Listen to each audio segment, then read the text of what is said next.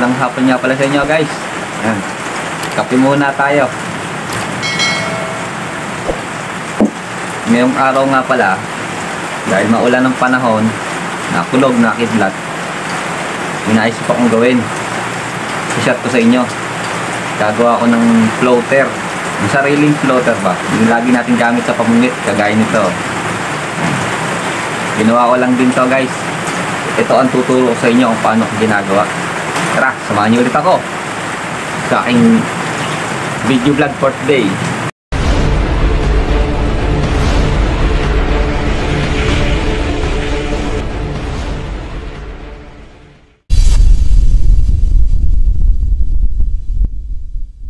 Ayun nga guys, syempre papakita ko sa inyo ang ating mga materyales, kung ano-ano ang ating gagamitin sa paggawa ng floater na kagaya ng pinakita ko sa inyo kanina. Unang-una, ito. Kailangan natin ito, ang ating motor. Yan, motor na pang-torno, pang-curving. Ginawa lang natin yan guys, galing yan sa sirang electric pan. Yan, ginawan ko lang ng kahoy na patungan, tsaka suksukan ng stick ng payong. Yan. Siyempre, pangalawa, ang ating foam. Yan.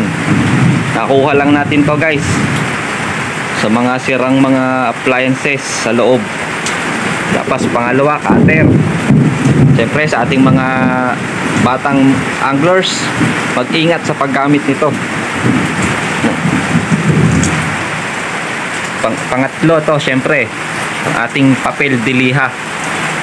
Gamit ko nga pala dito guys yung 240, size 240.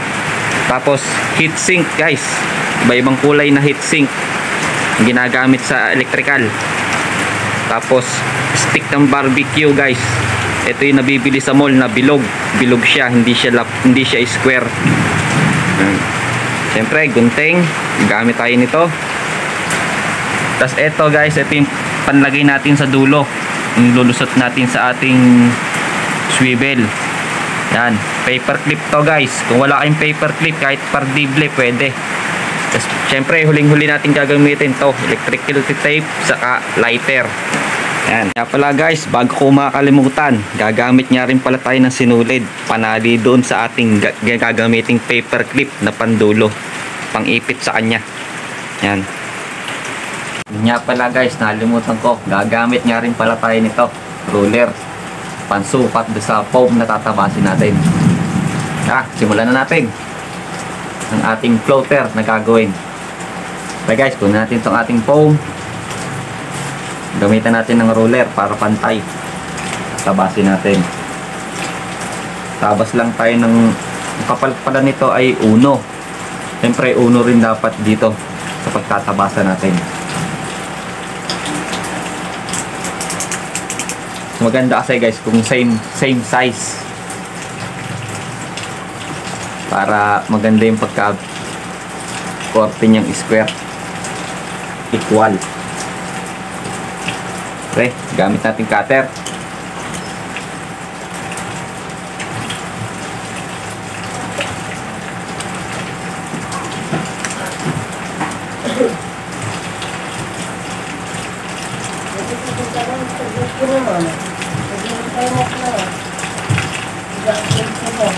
Guys, natabas na natin.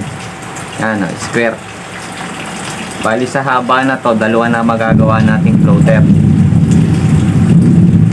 Hatiin lang natin to sa dalawa guys, para maging dalawa.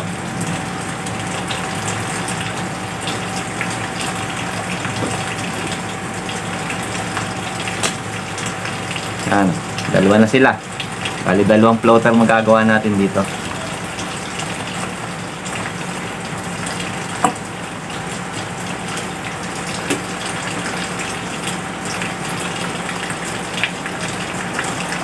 So ito na nga tayo guys, tutuhugin lang natin to sa gitna nitong ating stick ng payong.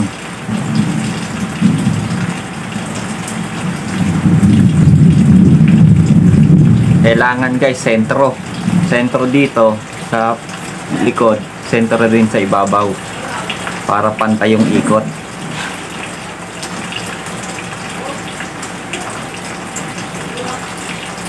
Guys, lampasan na. Susunod naman natin gagawin, tatanggalin natin lahat ng kanto para hindi tayo matagalang maghasa nito, magkorte.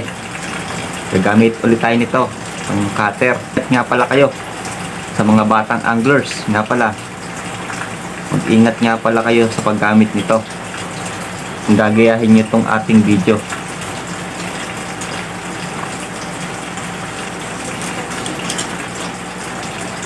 Ito na guys, tanggalan natin ng kanto. Yan. Medyo bilog na siya. Ngayon naman, kakabit na natin sa ating motor.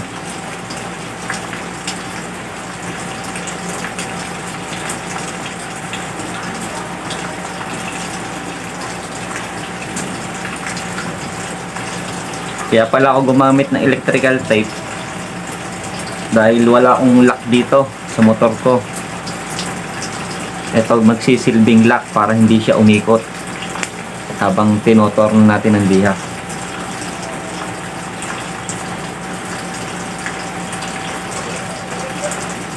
Yan nga guys, simulan natin ang ating pagtotorno. Gamit ko nga pala sa unang pag-uukit ito, itong ating medyo malapad na liha. Size 1 ng sukat nito guys, yung lapad niya. Yan, paikutin natin ating motor. Ito lang siya guys.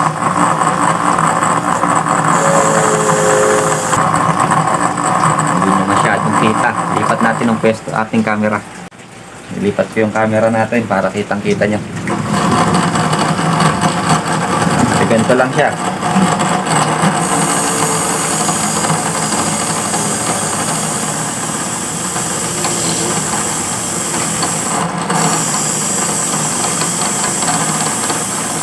Kukortehan nyo muna yung dulo guys. Bilugin nyo muna yung dulo.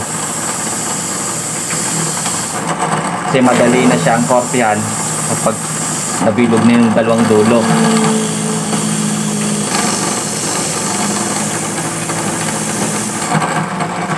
Sa design nito guys, bahala na kayo kung anong gusto nyong korte. Kasi sa akin, ang korte ko medyo malaki dito, tapos palit hanggang sa ilalim. Yan guys, palit tayo ng liha, yung medyo manipis naman, yung medyo makitid. Ito, di medya naman ang sukat nito guys, 1/2.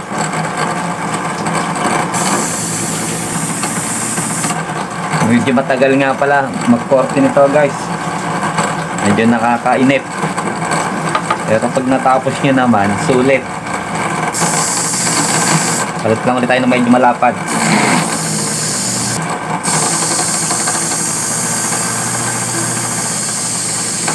Sa pagtutuon niya pala ng liha guys, huwag nyong didiinan. Pabayaan nyo lang siya habang siya naikot, yung liha, patong nyo lang. Pabayaan nyo siya yung gumasgas dun sa liha. Huwag nyong didiinan, dahan-dahan lang para hindi patitwersado yung ating motor.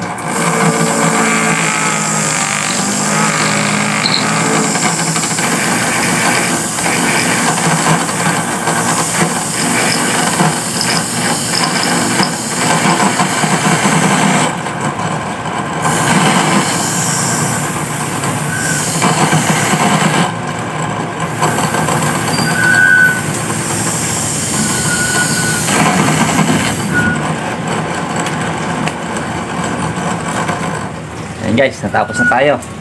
Bilog na siya, oh. Ganda na ang korte niya. Tanggalin na natin. Bali ganito lang siya, simple lang yung itsura na ginawa ko. Ayan guys, oh. Ganito lang siya. Tapos susunod naman natin gagawin, huhugutin na natin siya sa stick. Ito, stick ng payong. Saka natin i-attach ito, itong ating stick ng barbecue. Tutuhog naman, papalit natin sa pinagtuhugan ng payong. Ayan na guys. Ayan.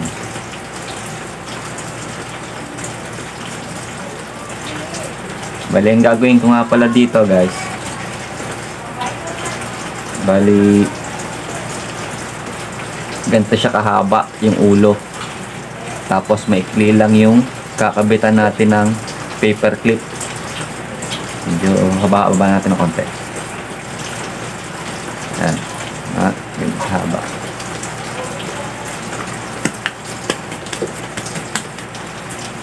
So, natin gagawin guys, puputulin naman natin yung tules ng barbecue stick.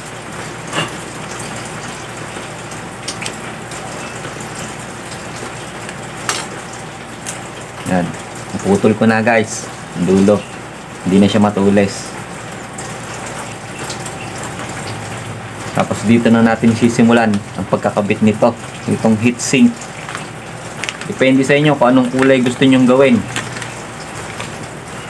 Kasi ako, gusto ko yung tricolor o kaya quad color, kaya dalawang kulay lang.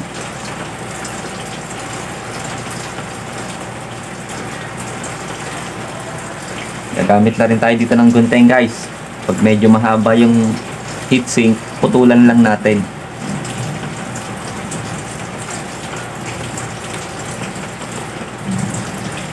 Yan, putulan natin.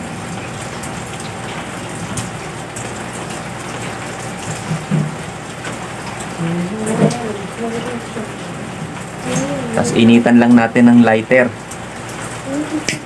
para lumiit yung bilog ng heatsink.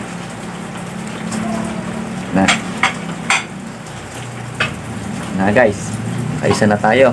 Nalagyan na natin ng heatsink yung ilalim.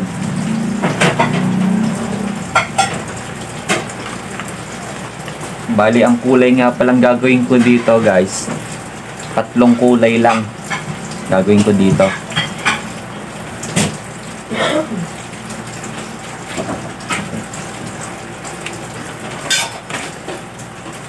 Gamit lang ako nitong ibang kulay dito para magkaroon naman ng buhay yung design yung ilalim natin ng floater.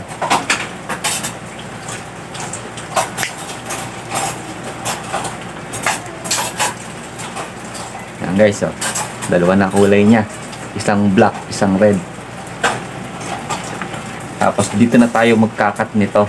Hihiwain natin ito sa gitna para pag iipitan naman natin ng ating paper clip na gagawin natin pang attach sa swivel.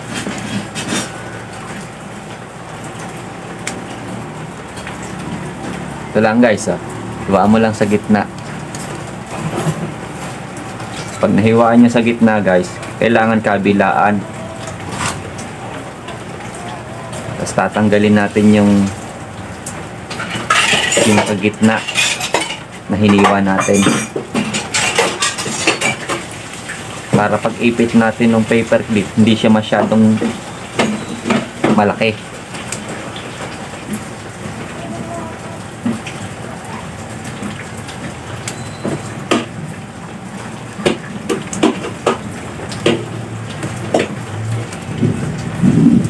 Oh guys, sinasabi ko, kita nyo ba? Ayan.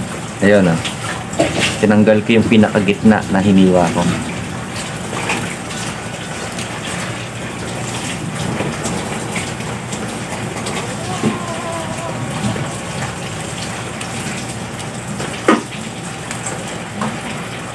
Na.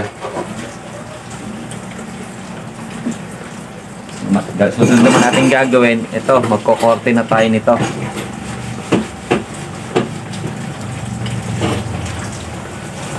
Kokortehan natin to na parang letter U.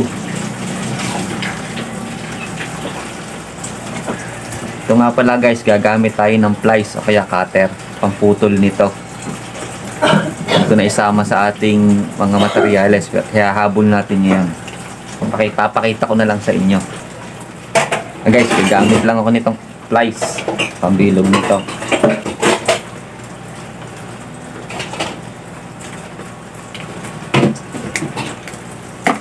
Yan, bali ganito guys, lagay natin, oh. Saka natin siya i-attach dito sa ginawa, sa nilagay natin ng biak. Yan guys, ganito. Bali ganito mangyayari sa kanya. Ito yung susuotan natin ng swivel. Kaya tayo gumamit ng paper clip. Ngayon, gagamit naman tayo ng sinulid. Ito guys, sinulid.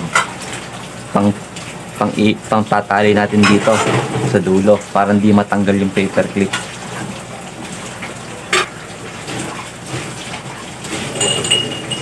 Tapos buhol nyo lang. Alam nyo na hindi siya natatanggal.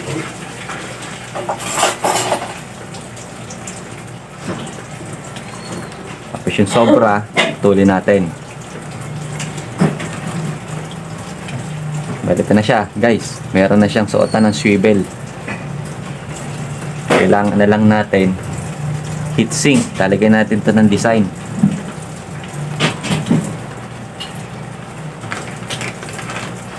Kaya gagamitin ko ulit dito sa dulo guys, black.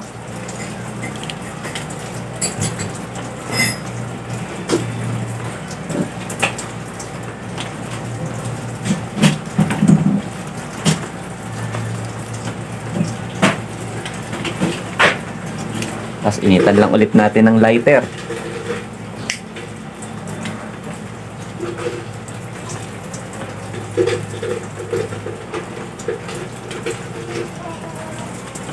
Ito na guys, oh. May suotan na siya ng swivel. Lalagyan naman natin to ng design. Ito yung magsisilbing palatandaan natin. Para kitang-kita. Kailangan kasi mas maganda yung kulay dito. Mas matingkad para pag lumubog, kitang-kita natin. Kaya gagamit ako dito ng medyo matingkad guys. Gagamit ako ng kulay blue. Blue.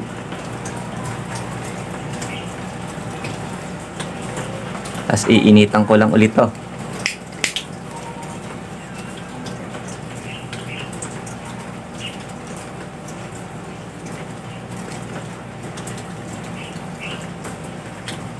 Na guys, oh.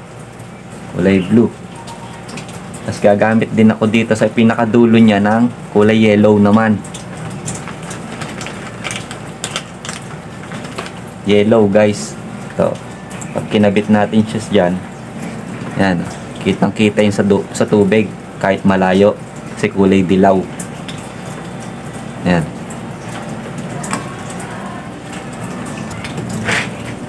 Ito nga pala guys, pasensya na kayo, medyo maliit tong ating heatsink na to. Kaya gagamitan ko nito, itong ating pantanggal ng hook. Medyo paluluagin ko yung butas para kumasya dun sa ating stick.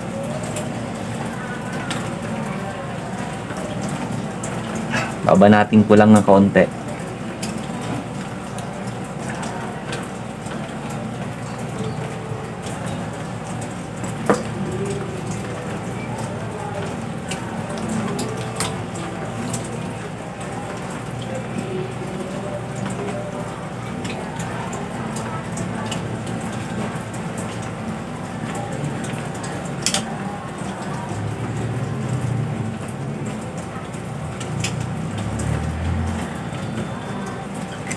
Yan guys, kulay yellow.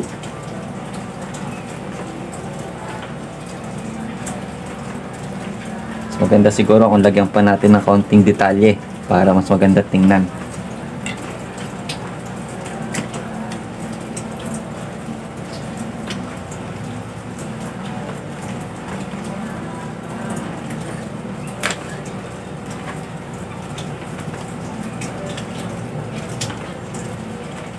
Ang palagi, nilagyan ko sinalitan ko ng kaprasong kulay black.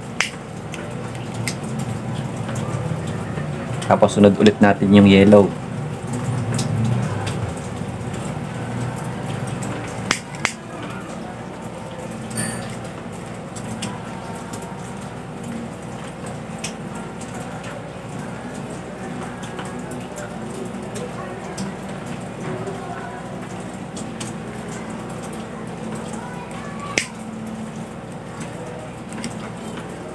Tapos black ulit guys.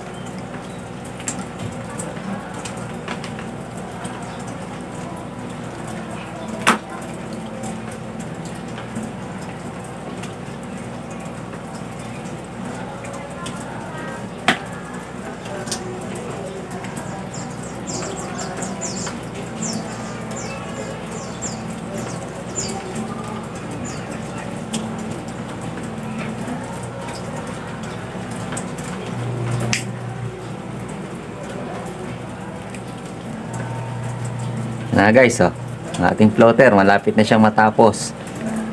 Tapos huling-huli natin gagawin yung kanyang ulo. Pang ulo naman, magtotorno ulit tayo. Meron tayong sobra nito. Yun naman ang totorno natin na panglagay niya sa ulo.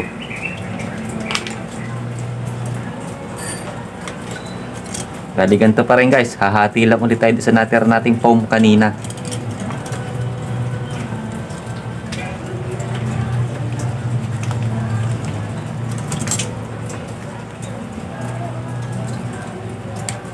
Tapos tuhog lang ulit tayo sa stick.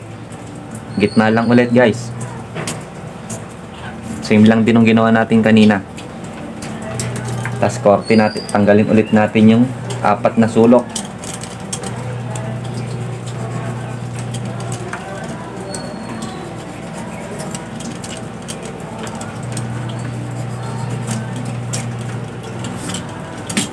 Yan guys. Tanggalan ko na ulit. Ayan, magtotorno naman ulit tayo. Pang ulo naman.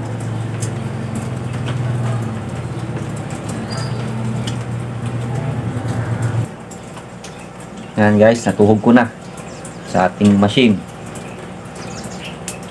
Kabitan ulit natin ng electrical tape na magsisilbing lock dito guys sa dulo. Wala kasi siyang lock.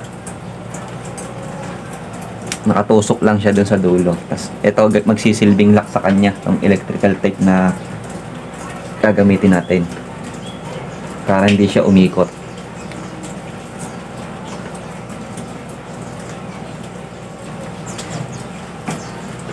Yan guys, torno na ulit tayo.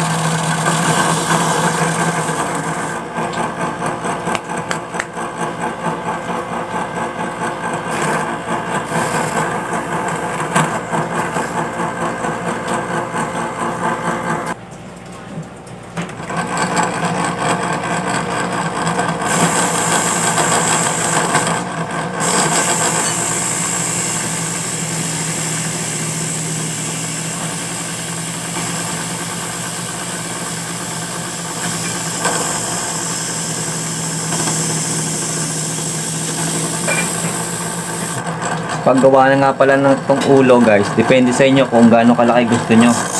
Kasi gusto ko medyo maliit lang din. Yung panama lang din sa sukat nung ating yung ating foam na tinorno kanina.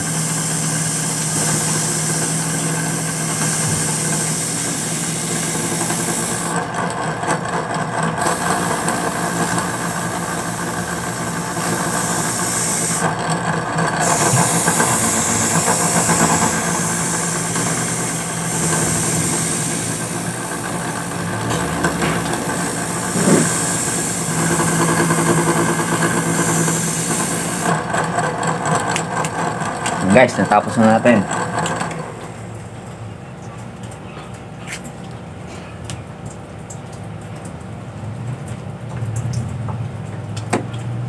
Buting lang ulit natin.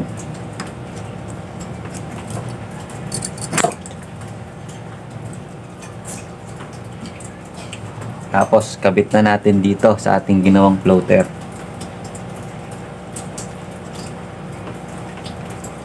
Guys, tapos na ang ating floater na DIY.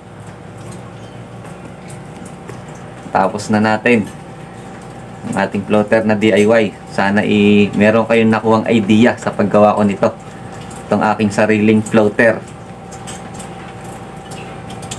Siyempre, itong floater natin ginawa ngayon, papamigay natin to sa ating mga makakasabay mamingwit ulit pag tayo sumubok na ulit mamingwit sa Laguna Lake.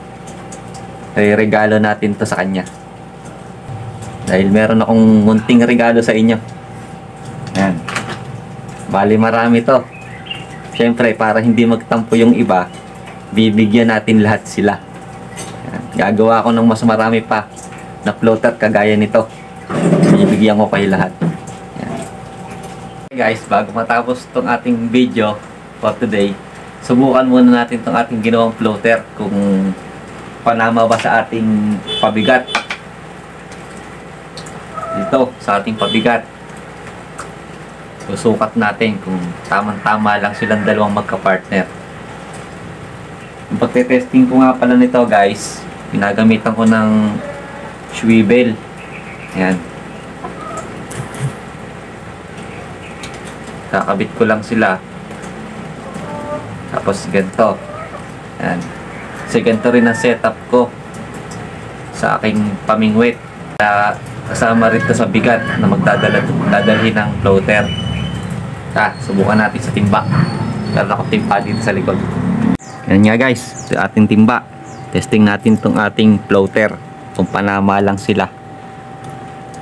Yan, kuha natin. Yan guys, oh. Yan ating floater, oh, na ginawa. Yan, tamang-tama lang yan. Yan. Saktong-sakto lang sa ating tingga na pabigat. Yan, tayong-tayo. Yan nga guys, subukan na natin itong ating floater na bagong gawa. Panamang-panama lang sa tingga na ginagamit natin sa ating pamimigwit. Yan guys, hanggang dito na lang muli tayo.